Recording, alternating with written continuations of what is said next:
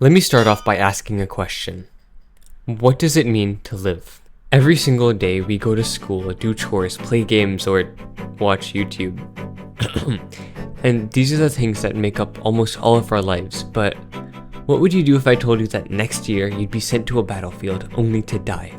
How would you spend that last year of your life? Would you spend it traveling the world, spend it with the people you love, or maybe you just don't care and you're gonna go back to playing Genshin Impact in your mom's basement? But anyway, that's what WorldEnd is about.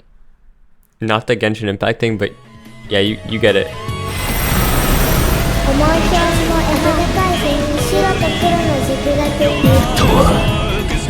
凄まじい力だな。うるさい！私は絶対に帰れない！分かってねえのはお前だ。何なの？何なのよ君！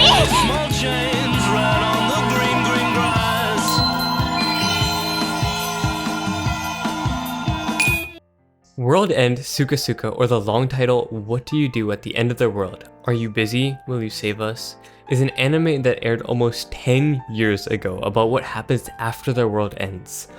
All you need to know about the world of Suka is that the Great Demon Lord was killed, humans have died out and were replaced by furries, and oh yeah, there are these monsters that kill a bunch of people whenever they feel like it, but not gonna lie, none of that stuff matters because this show is more about the characters and less about the world. The first character you need to know is this guy, Willem. I think a character you'd be able to compare him to is Frieren, but there's a gigantic difference between Willem and Frieren. Frieren had a choice. Frieren chose to leave the hero's party behind, only realizing it when it was too late that she actually loved and cared for Himmel and the others, while Willem didn't even have a choice but to protect everyone. He couldn't give his attention to his family when the world was in trouble, so he lost everyone he loved and basically died for 500 years. Until... Hey, I got a job for you. No. There are kids there. Our main character loves kids. No. He grew up in an orphanage and like he spent most of his teens and adult life taking care of children, so like that's why he likes kids. Anyway, he decided to go back to caretaking, but there was a little detail he missed before signing up for this job. These kids are sacrificial warriors. They're literally glorified suicide bombers that have no fear of death and even have limited lifespans that make them perfect for fighting wars. So the military uses them to fight against the 17 beasts, which are the monsters I mentioned before, simply because they have no other way to defend themselves. This is where WorldEnd takes a different approach to the fantasy genre. Normally in most fantasy anime, a setup like this would go straight to a battle story in which you have the aura farming main character who saves a bunch of girls and then they all fall in love with him, but WorldEnd doesn't have either of those things. All it does is give you these characters, and slowly but surely you fall in love with each and every one of them. One of the characters I immediately fell in love with was Ctholly. Ctholly is, in my opinion, the perfect co-protagonist for someone like Willem. Ctholly being a suicide... Okay, you know what? I'm done calling them suicide bombers. They're more than just war machines. They're fairies. Fairies are people too! Sorry.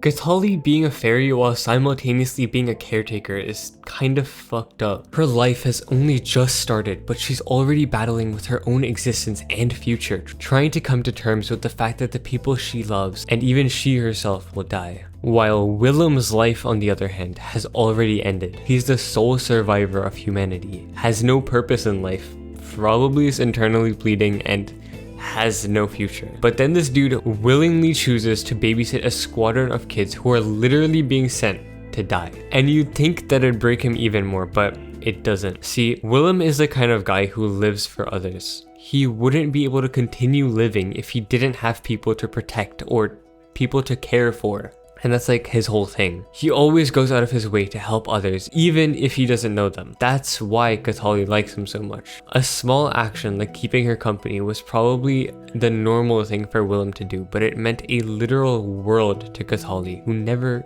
got to experience normal. But all that only scratches the surface of Ctholly and Willem's relationship. Willem being the last human alive and all could probably be the reason as to why he has this self-destructiveness, or maybe you could even say a survivor's complex. He's constantly the first to throw himself into danger, and each time he destroys himself, Ctholly is always watching. Watching the first person she's ever loved fall deeper and deeper into a bottomless pit, while she's also falling into another kind of bottomless pit. I'm so fucking good at English. Okay, before I continue with the section, there's gonna be some heavy spoilers here, so if you don't want to be spoiled, skip to this timestamp. Are you gone yet? You really don't want to be spoiled on this. Okay, just making sure. So, fairies have this super small problem where if they manage to survive for long enough, they basically start to lose all of their memories. But wait, it gets worse.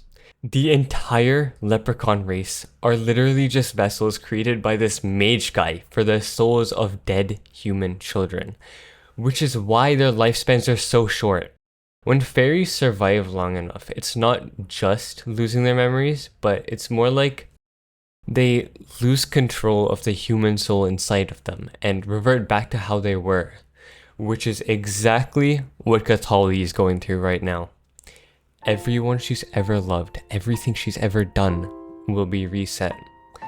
And this character, Aithea, who's basically Ctholly's sister, already went through that process. The Aithea Ctholly knew no longer exists, but it didn't even matter because Aithea is just that fucking peak. Before the previous Aithea died, she wrote diaries on top of diaries about her life, detailing every little thing that had happened to her, so that when the new Aithea woke up, she wouldn't be in the dark and would be able to live her life like she did before and care for the one she loved the most. This scene was probably my single favorite scene in the entire anime, and I could not write the script without talking about it. It's a 5-minute scene, but it had such a huge impact and twist that doesn't really change anything about the plot, but changes how you yourself perceive the characters. Ctholly still hides and protects Willem from the fairies' future.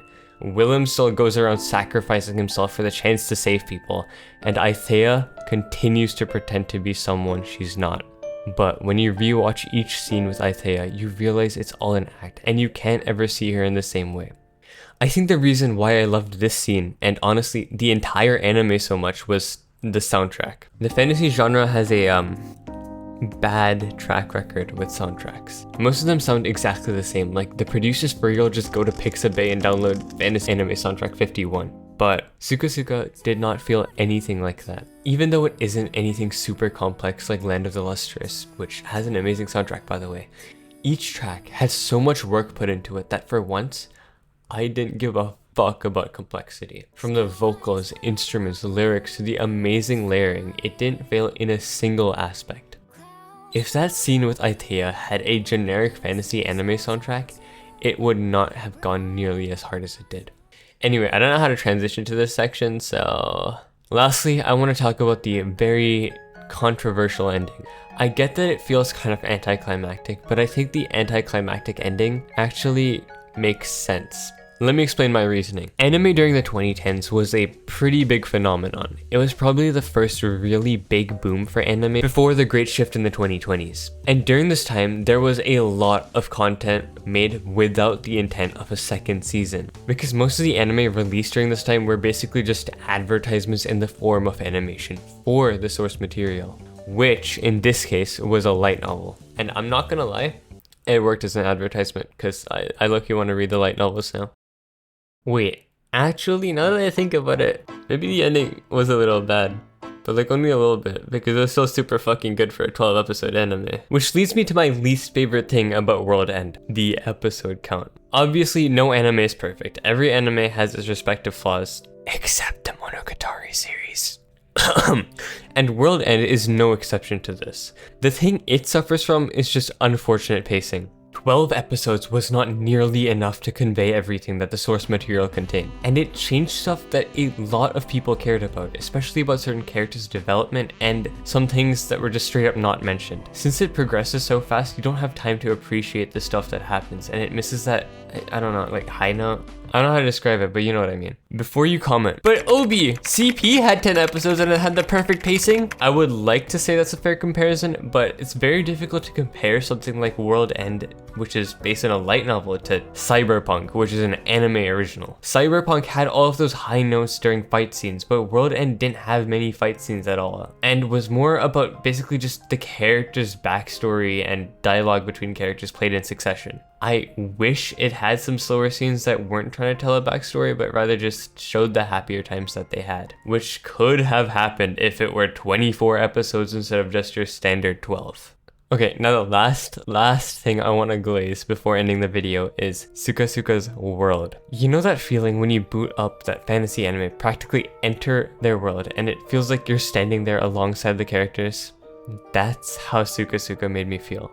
The world is lived in, the people are alive, each minor character feels like they actually make an impact on the story, and the scenery, art, and each minor detail like weapon design, character design, and even vehicle design makes it feel even more immersive. Take Mid Abyss for example. It has some of the best world building. Like, each floor of the Abyss was detailed to an insane level, from specific names of planes to the effects that ascending a floor has on a person. It's kind of the same thing for WorldEnd, but of course not to the Made in Abyss level. What I personally thought was the coolest detail was probably the weapons. Each weapon is made up of hundreds of ancient artifacts with simple effects like the user won't have bad dreams, but each effect stacks up and forms more complex ones until eventually the weapon is completed. There's also the 17 beasts and how they were created, but I won't spoil that for you. And the best part is, none of this feels like it's info dumped. They put a lot of work into the light novel and anime to spread it out and show, rather than dumping 900,000 words on you at the start like a certain franchise. At the start of the video, I asked a question. What does it mean to live? WorldEnd gives you the simplest answer.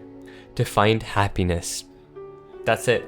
Even if your life is short, even if nothing you do matters, as long as you find one happiness to cling to, something so small can give your life meaning. So maybe the real WorldEnd was the friends we made along the way. Okay, I'm done for real this time. Don't waste any more time, watch WorldEnd. It's literally only 12 episodes, and before you go, subscribe, like, and comment, and let me know if you want me to read the light novels. Bye!